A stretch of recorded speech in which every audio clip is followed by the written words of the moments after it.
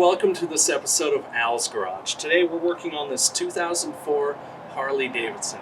This is a XL 1200 custom Sportster, and the issue we're having with this motorcycle is the left side battery cover came off while in transit. This is one of my friend's motorcycles, and he asked me to do the paint and body repair after the component fell off while he was driving on the highway. He was able to recover it, so we'll do a quick run through of how I am going to sand and repaint this item, so let's get started. So here's the left side battery cover. Luckily no dents, but the paint itself certainly saw some road rash, and the best approach in my opinion would be to take it all the way down to metal to get this repaired the right way. What I did is took a dual action orbital sander with 80 grit pads and started sanding this down to try to get to metal. This was at one point yellow. I think that's how the owner originally purchased that cover for this bike. So it was just a matter of going through, a little tedious, but going through and getting this sanded down to metal so that I could start fresh. You can see I've gone through all of the black paint at this point. Now we're headed towards getting down to the metal. Now I'm only going to do the outside. The inside doesn't really need any attention since visibly it's not going to really have much going on there, so we're just going to work on the outside for this job. So I've successfully gone through and sanded all of the paint down. My last step is to take a fresh 80 grit pad and then go over this one more time so that on the metal itself it's a little bit etched, a little bit scuffed up. That way the primer can stick. One of the last steps before we actually put primer on this is to use an item called Prep All Wax and Grease Remover, and what that does is it makes sure that any fingerprints and oils from my hand get removed from there properly so that I can prime and paint and put all of my layers up on top of this without having the oils and stuff have any adverse effects. So just spraying that on and making sure that that's nice and clean so that we're ready to prime.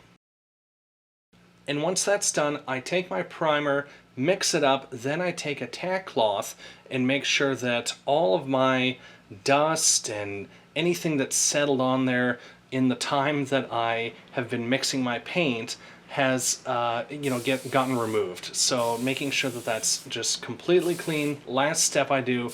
Then from there I'm going to be putting my primer on. Now the primer I'm using, it is a primer called VP 2050, which is a direct to metal high build primer, and I'm going to put 2 coats on this. Since there's no dents or waves or anything that I'm trying to sand loose, I'm going to be just using that direct to metal primer and getting a nice good even coat with the 2 coats of that primer.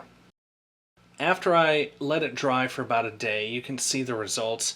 Now, it is a high build primer, so whether it's that or maybe the settings in my gun, I got kind of an orange peel look to it, which is fine. I knew I'd be scuffing this up before I actually painted the black. So from there I let it dry for about 4 or 5 days so that the epoxy primer could fully set.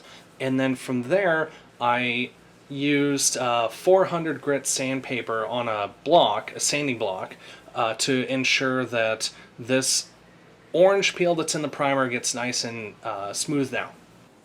And as I'm sanding that orange peel, I'm making sure that I'm not going too crazy on it and breaking through to the metal. I'm really trying to make sure that as I do that, it's going to be nice and smooth, but it's not going to be resulting in me having to reapply the primer in some of the areas that I've gone through. That's why when you do your primer, especially with this direct to metal high build stuff, it's important to make sure that it's nice and thick, so that it gives you room to do some of that sanding. And here's the finished result. Nice and smooth and ready for me to put my black paint on.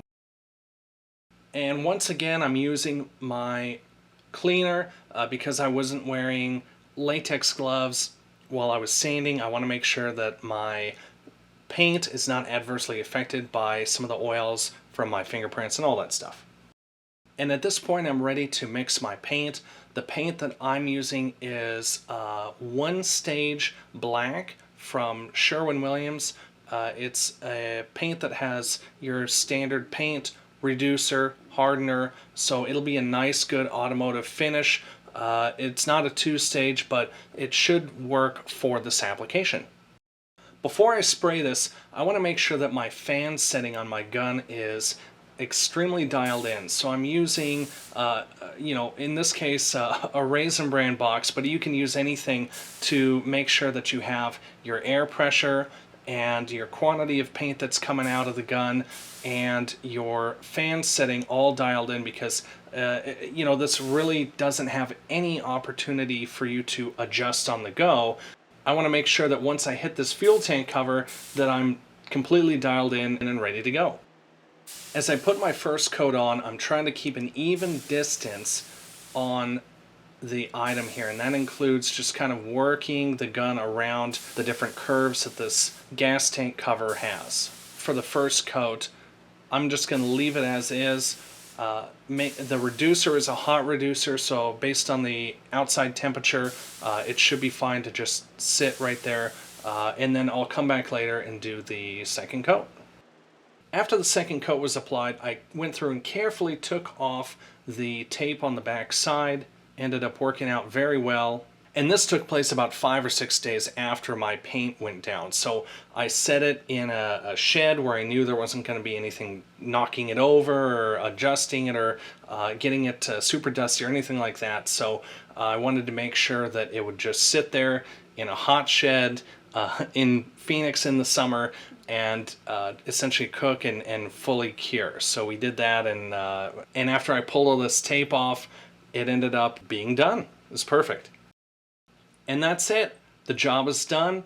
I thought the paint turned out great. This was 3 coats, and I think it has a little bit of orange peel, but really, if you look at and compare the orange peel on this fuel tank cover compared to the rest of the motorcycle, it is a acceptable level of orange peel that kind of matches what was produced from the factory. So I think we're good to leave it as is. And the last step is putting it on the motorcycle itself. Those clips need to be Harley Davidson produced ones. Some of these that you might buy aftermarket, these fuel tank covers, might have clips that are a little bit cheaper quality. Just spring for the high-end clips, because that obviously will prevent this from happening in the future. All right, that wraps it up for our repair of our left side battery cover for our Harley Davidson Roadster. I think it's time we go for a ride. Let's do it.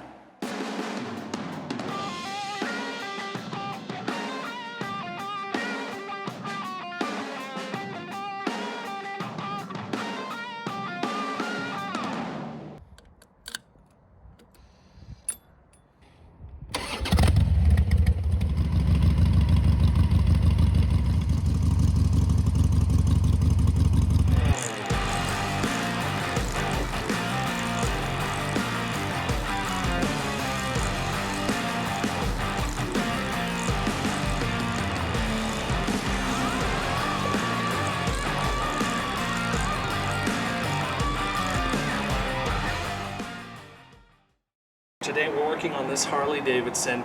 It's a XL 1200 custom Roadster and Sportster. Damn it! I was so close. You were close.